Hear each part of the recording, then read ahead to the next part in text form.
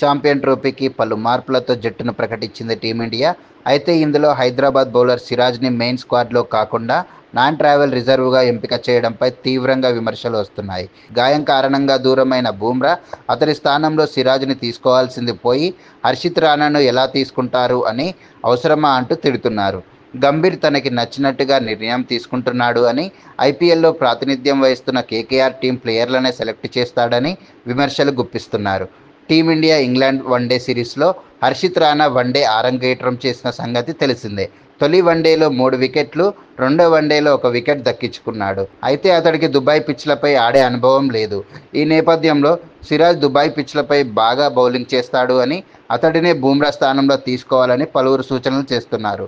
సిరాజ్కు జట్టులో స్థానం ఇవ్వకపోవడం బాధాకరం. జట్టులో 5 స్పిన్నర్లు అవసరమా? ఒక స్పిన్నర్కు బదులు సిరాజ్ను తీసుకుంటే అయిపోయేది కదా. అసలు యశస్వి జైస్వాల్ని ఎందుకు పక్కకు పెట్టారు?